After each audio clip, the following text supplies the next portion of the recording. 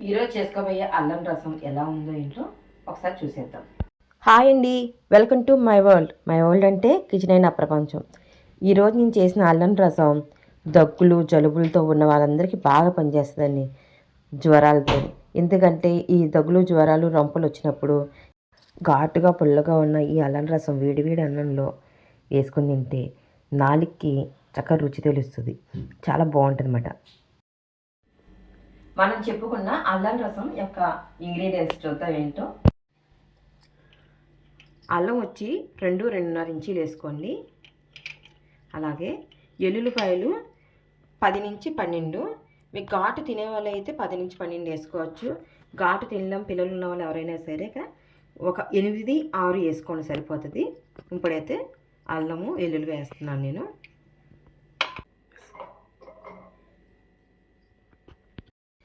ధనియాలు 1 tea spoon, జీలకర్ర 1/2 tea spoon, ఇవి కూడా మిక్సీలో వేసేసాను నేను. అలాగే మెంతులు 1/4 టీ స్పూన్, మిరియాలు 1 టీ స్పూన్. ఘాటుని బట్టి మిరియాలు వేసుకోండి. ఘాటు ఎక్కువగా ఉంటాయి కదా మిరియాలు, అయితే చూసుకుని వేసుకోండి. అలాగే ఎండుమిర్చి వచ్చి 2 వేసుకున్నాను నేను. 2 అయితే సరిపోతుందండి, ఎందుకంటే మనం మిరియాలు వేసాం, అల్లం వెల్లుల్లిపాయ ఘాటు ఉంటుంది కదా, కరెక్ట్గా 2 అయితే సరిపోతుంది. ఇది వేసేసిన తర్వాత మిక్సీలో చక్కగా ఫైన్గా వేసుకోండి. మనం రసంలో నోటి తగలకుండా ఉంటే చాలండి. మరీ బరకగా వేసుకున్నారనుకోండి రసం చిక్కగా రాదన్నమాట. ఇలా మెత్తగా వేసుకుంటే చక్కగా రసం చిక్కగా ఉంటుంది, చాలా బాగుంటుంది అన్నమాట. ఇప్పుడైతే రెడీ అయిపోయింది కదా, ఈ రెడీ అయిపోయింది దాన్ని పక్కన పెట్టేసుకొని నెక్స్ట్ ప్రాసెస్ ఏంటో చూసేద్దాం. చింతపండు వచ్చి పెద్ద నిమ్మకాయ ఎంత సైజు తీస్తున్నానండి. నేనైతే ముందుగానే మంచిగా నానబెట్టేసాను కాబట్టి చక్కగా చక్కగా వచ్చేసింది. నేనైతే ఎప్పుడు కూడా చింతపండు చక్కగా గుజ్జు తీసేసుకొని వడకట్టుకున్న తర్వాతే మిరియాల రసమైనా సరే, అల్లం రసమైనా, మామూలు మసాలా రసమైనా చేసుకుంటాను. అలాగే ఇప్పుడు కూడా శుభ్రంగా పిసికేసి ఉన్నది కదండి, పిసికేగా మనకు మిగిలిన తుక్కు ఉంటుంది, ఆ తుక్కు పక్కన పెట్టాక టమాటాలు కూడా వేసి చక్కగా మెత్తగా మ్యాష్ చేస్తాను.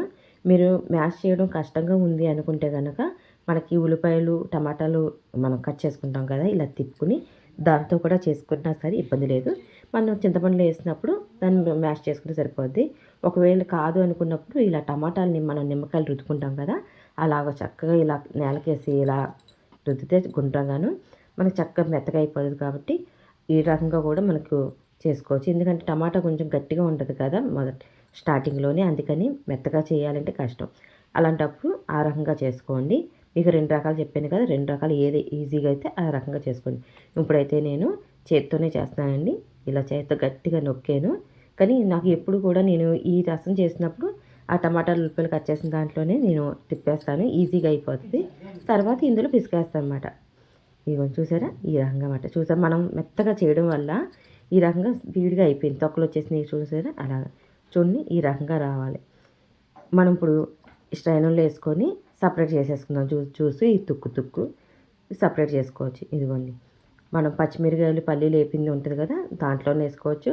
మనం జ్యూసులు తీసేది ఉంటుంది కదా సన్నటి జల్లెడి, దాంతో అయినా సరే మీకు ఏది అవైలబుల్ ఉంటే దాంతో సపరేట్ చేసేసుకొని పక్కన పెట్టేసుకోండి.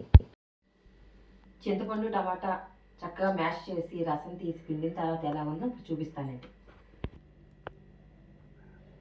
ఇదిగోండి చూసారా, ఇలా అసలు ఎటువంటి తుక్కు లేకుండా మనం టమాటా తొక్కలు కానీ చింతపండు కానీ ఏమీ లేకుండా ఇలా ఫైన్గా ఉండాలన్నమాట. వాటర్ మాత్రమే. ఇప్పుడు మనకు కావాల్సినంత పులుపు ఉంటుంది కదా, ఒక 1/2 గ్లాసు, పెద్ద గ్లాసులో ఒక 1/2 గ్లాసు వాటర్ వేసుకొని స్టవ్ మీద పెట్టుకుని మరగబెట్టుకుందాం. స్టవ్ వెలిగించి గిన్నె పెట్టుకుని, నేను ఎప్పుడు రసం పెట్టుకునే గిన్నె పెట్టానండి, వేరేగా మరి ఇంకో గిన్నె ఏం పెట్టలేదు. గిన్నె వేడెక్కిన తర్వాత ఒక గరిటెడు ఆయిల్ వేసుకోవాలి. మీరు రసం ఎంత పెట్టుకుంటున్నారో దాన్ని బట్టి ఆయిల్ వేసుకోండి. నేనైతే మా ఇంట్లో సరిపడగా పెడతాను కాబట్టి ఒక గరిటె నూనె సరిపోద్ది. తాలింపుకి అయితే ఇంకొంచెం తక్కువ వేసుకుంటాం, కాకపోతే ఇక్కడ మనం చేసిన మసాలా కూడా వేగాలి కదా, అందుకని ఒక గరిటె నూనె అయితే పడుతుంది.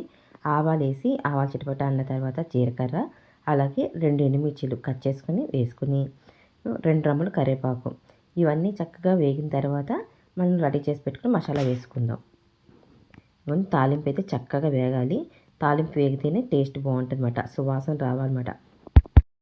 తాలింపు వేగిపోయింది కదా, మనం రెడీ చేసి పెట్టుకున్న అల్లం పేస్ట్ ఉంది కదా, ఆ పేస్ట్ కూడా వేసేసుకొని రసంకి చేసుకున్న పేస్ట్ కూడా వేసేసుకొని 2 సార్లు కొంచెం వేయించండి. మరీ బాగా పెద్ద మంట పెట్టి వేయించకండి. చిన్న మంట మీద అల్లం ఫ్లేవర్, వెల్లుల్లిపాయ ఫ్లేవర్లు అన్నీ బయటకు వచ్చేంత వరకు వేయించి అప్పుడు మనం రెడీ చేసి పెట్టుకున్న రసం వేసేసుకుందాము.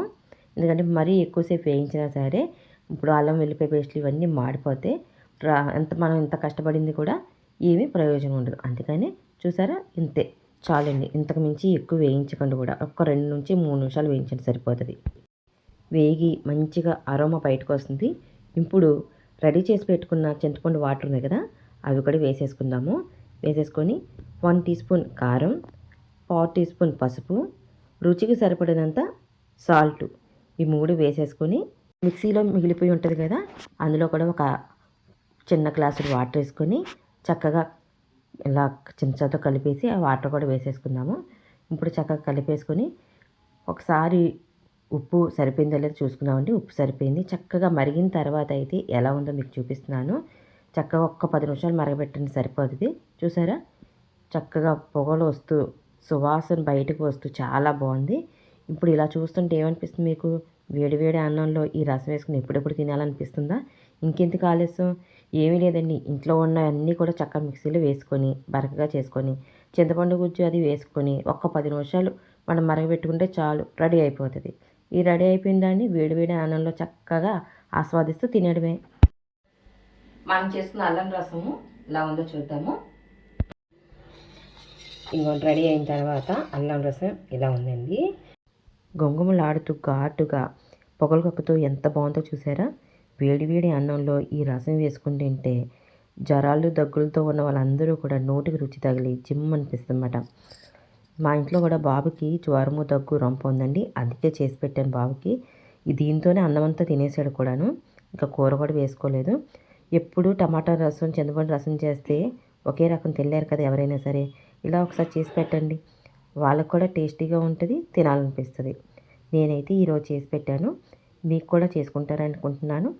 మీరు కూడా చేసుకొని టేస్ట్ ఎలా ఉందో చూడండి. అయితే ఇవాళ రెసిపీ అయితే ఇదేనండి. బాయ్.